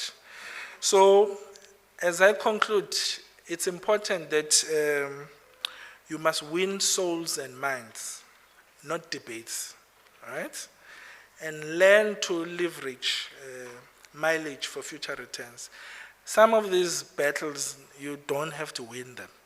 You can invest in bigger projects and win mileage. Hence, Blanche was saying that when she left after having that conversation with Mrs. X or Mrs. A, there was a time when Mrs. A called and said, I need to speak to you, because she had won, not the debate, but won the war in hearts and minds. Ladies and gentlemen, that's the end of my talk and my conversation for you today. Thank you.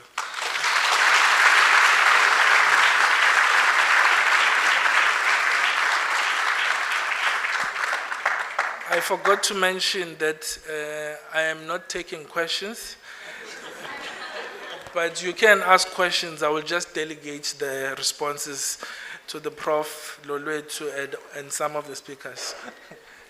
Are there any questions?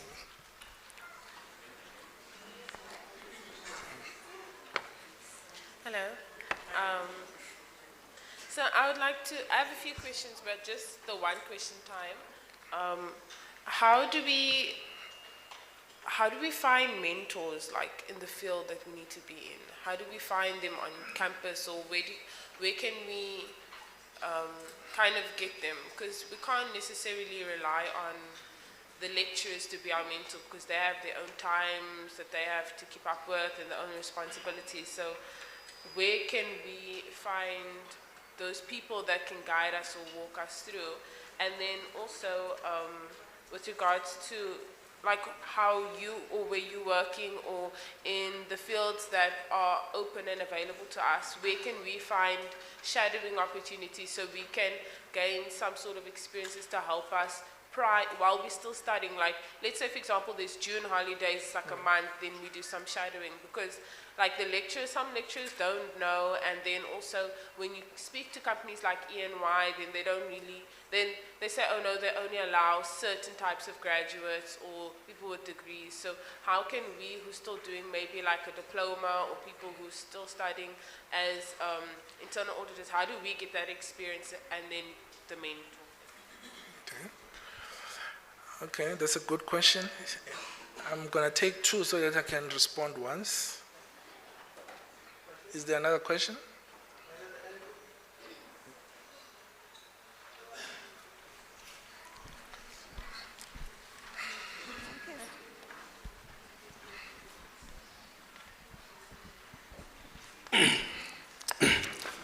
Greetings to you all. My question is, you touched bases on the fact that the standard of newly employed auditors is not up to scratch. So I want to know from the board side, what is your role that you are playing in order for it to be of high quality in terms of as we are students? How do you ensure that the lecturers that are giving us the course are qualified, or do you have workshops to make sure that they are in par with what is happening with the industry at large, or like what is your role? What do you do to make sure that this does not occur on a regular basis? I think that second question is Professor's question. I think what Professor Green said when he opened the session is that all your lecturers are in tune and are in touch with what is happening in the industry, because they look and go for conferences. They also are in touch with people who are in the industry, and then they obviously share those experiences and knowledge. Of course, they are your lecturers, so one assumes that there is a lot of research that they do in their spare time, which is probably not existing because they are busy trying to get you guys to be in the right standing in terms of professional qualifications. But there are opportunities, there are conferences that are available. Most of the conferences nowadays are free online. You'll always find these LinkedIn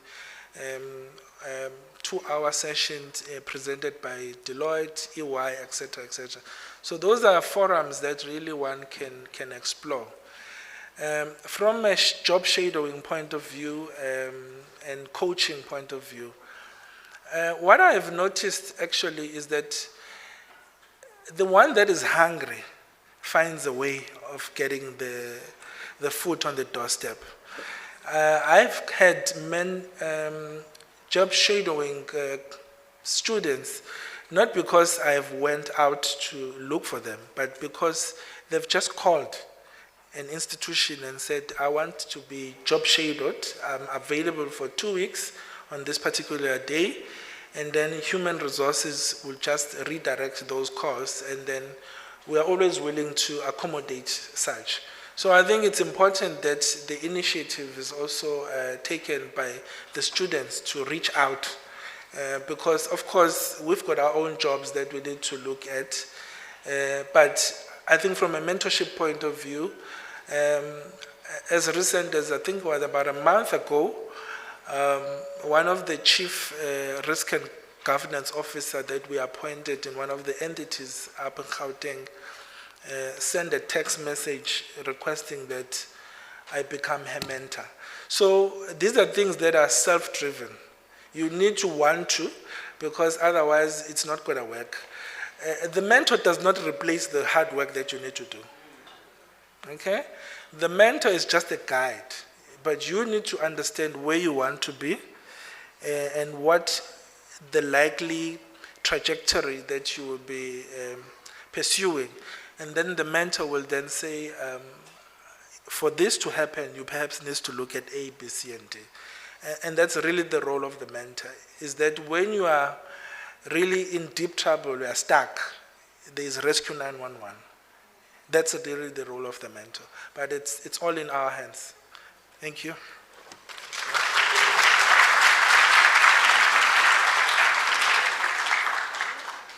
Wow. Oh, okay.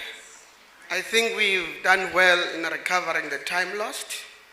So I will do my part again and not be long. I am short after all. I will use the same technology, same approach. We all got our questionnaires. We know the numbers, where they are. Okay, I'm generating now.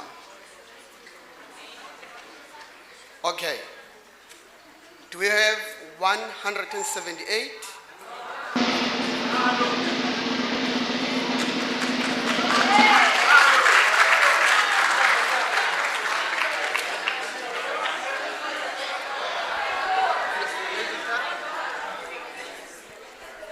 The last one.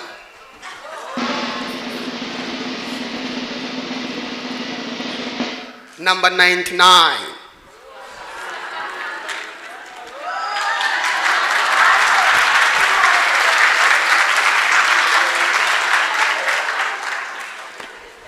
Over to you, Shell.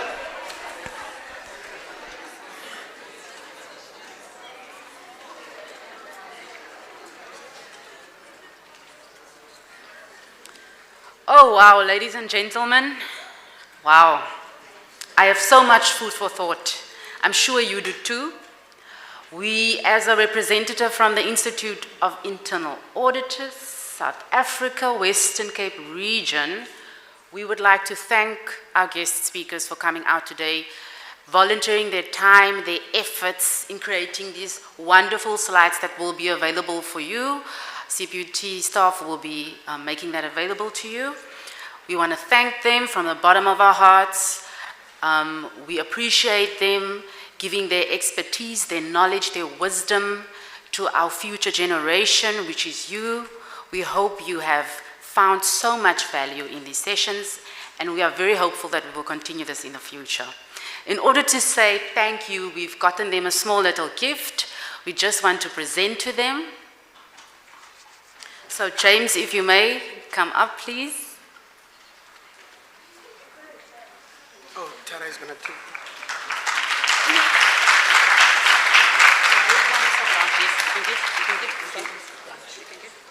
James. Thank you so much.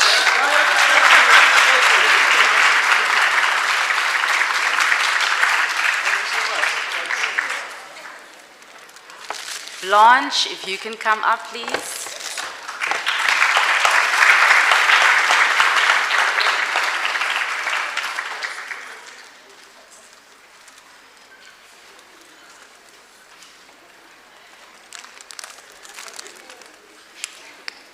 Thank you, Blanche. Next, Linda, if you can come up.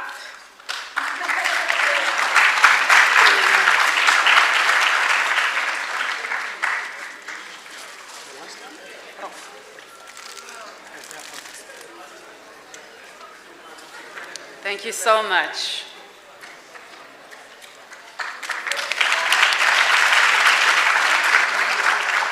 And then last but not least, this event, ladies and gentlemen, students, could not have been possible if Prof.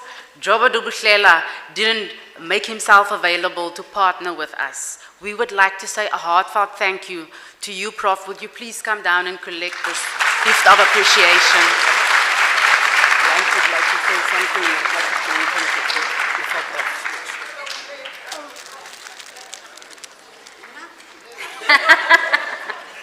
You didn't see this one coming.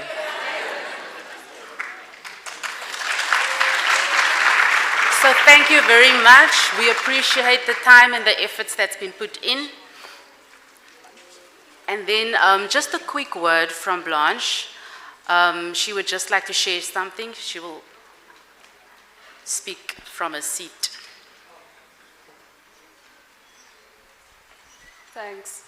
I actually forgot this. I'm looking at you. You asked the question about internships, I think, and I wasn't introduced at the time, so I didn't want to be voorbarig.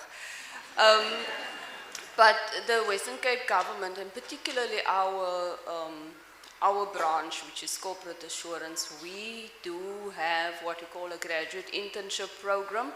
It's actually across 3 units. It's internal audit, it's risk management, and it's provincial forensic services. It's a 2-year internship. At this present moment, we only take in 3 students at a time.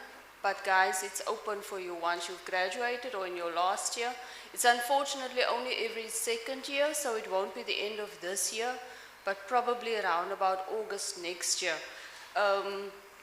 You can always try and go onto the website. It's www.westerncape.gov.za let me just get it, /jobs. Must I repeat it again? www.westerncape.gov.za /jobs. So just try and keep your eyes open for that. It's very exciting. We have you 8 months with internal audit, then you move to risk management, and then to forensic investigations. Looking forward to see you. Thanks. Thank you very much. Amazing. Thank you so much. Students, ladies and gentlemen, thank you so much. For those who don't know me, I'm Shalmi Swanson. I am a CPUT alumni. And by the way, I see one of my previous lecturers there at the back, Anthony Smith. Thank you very much. All those passionate lectures surely amounted to something. I am your MC, Governance and Risk Specialist, CIA, CRMAC gap holder. Young students out there, I want to encourage you, don't stop learning. Don't ever stop learning. Keeping on. And age is nothing but a number. You can excel, you can surpass all your challenges. It's not about what's in front of you, it's your mindset, it's where you want to go. So we are looking forward to many more engagements with you. We will definitely be reaching out. Please go on our social media platforms, LinkedIn, reach out to the II Western Cape region. Please connect with us. Those surveys that you're getting there will also help us to identify future talks that you're interested in. Please put your details in your email addresses so we can send you all of this valuable information for free, mahala. So please, we thank you for your time. Prof, I will hand over to you just to close off. Thank you.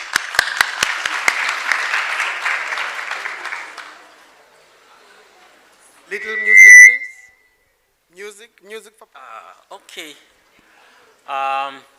My job is very easy. Just to appreciate the organizations that partnered with us in this event. Appreciate the City of Cape Town, Shelmy and the team. Appreciate Distel, appreciate Nolan's SA, BDO. We also have next year, and just to tell you that some of these organizations already are flighting some internships. Go into their websites, find them, and I can confess right now that five of you are going to be joining one of the organizations in the next month, for those that saw that call. Thank you so much to our guest speakers. Babane, Sabulela. Thank you, James Gura from Capitec, and thanks for the front line, Shelby and Lolwetu. They did, I think, let's just applaud them. Let's just give them an applause. We also, this would not have gone without you, Blanche. Thank you so much. Really appreciate it, and thank you for the offer. Guys, go throw in your CVs in there. I will also talk to them to give us some more opportunities for you. The numbers are going to grow, and many other organizations, if you go through the Institute, if you keep in touch with us, many other companies are coming on board, and they will be calling you. For us as well, we appreciate the work that the lecturers are doing. There is a question which was asked about how do we ensure that our lecturers are qualified. I thought I must answer that question so that there is no confusion. Our lecturers are all qualified for their jobs, and there are rigorous processes that we go through when we are hiring, and we appreciate the hard work and the efforts that they put. I thought that answer was good to say, look, it's your journey. There's a challenge here, James, that most of our students here that started from 2020, they have been on the virtual platform for the whole of their program, right? So many activities that would have easily come to you, you were supposed to find them. That's one of the big challenges there. But again, you got a good answer there from Linda. He tells you it has to be an initiative from you. I think as a student, there are some values that you also need to uphold. It's important to understand that you have a critical focus that you have towards the profession that you want to do. And you know the purpose, why you are here in the university. It's important to know that you've got to have to work I know many times you feel the pressure when the lecturers are saying it's due tomorrow, it's due next week. I know already some of them were saying, why are you going to this event? Because the lecture is there at such and such a time. The fact that social media and pressure is coming around, the fact that you're going through your own individual personal challenges does not stop the reality that you have to apply yourself. That's the truth about life. And your behavior and your ethics does not begin when you are now an internal auditor. It begins right now, right there where you are. To value ethics, your behavior, by the way character is built by the little steps of individual behaviors that you are doing day after day. Your attitude is what will lead to the altitude you reach in your career. So it's important for us to create those creative networks.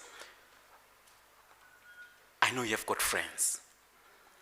I wrote down here when Linda was speaking, and I say, so perhaps it's important to do some load shedding in my life. There are friends that might be taking me in another direction, but I want a degree in internal auditing or a degree in accounting. Perhaps if your friendship with me is taking me down, maybe load shedding is not bad at all. But this time is load shedding or friend shedding, right? So it's an individual thing. Career, although the opportunities are there, by the way, opportunities are plenty and they are available for everybody. But the problem is opportunities are not hunters. It is the hunters that find opportunity. That's life. And it's real. It's not an act. You're going to have to apply yourself. I have the right to speak like that, just to encourage you as your head of department, that you can make it in life. There's nothing that will stop you if you determine yourself as an individual that you're going to get there.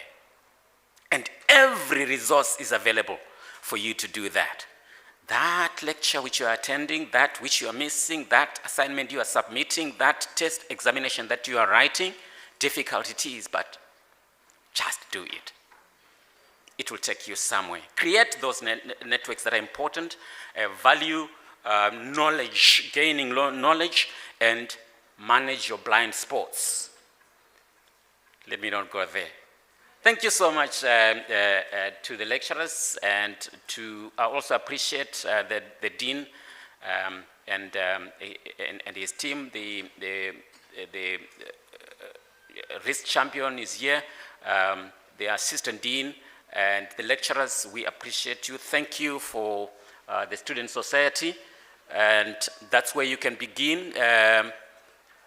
Shelmy and the team of IIA have promised that they are going to be running those forums again to respond to a question where the Western Cape IISA has forums all the time where we meet and discuss topical issues. So get involved, get active, and succeed.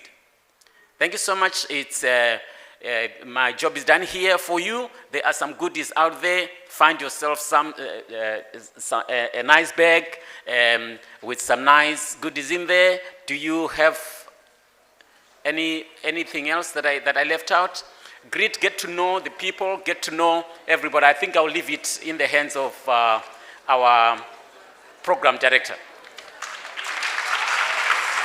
Thank you, Prof. Thank you, Prof. Students, may I ask that you just hold a minute there. We just want to take a wonderful photo with our speakers here in front and you in the background. Let's just capture the moment. Thank you.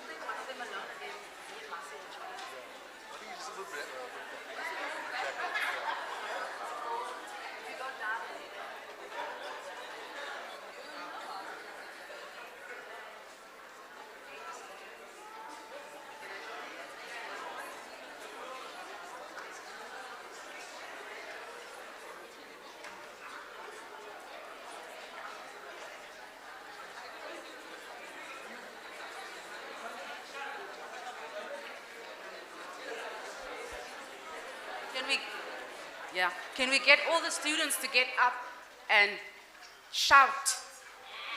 Hashtag CPUT.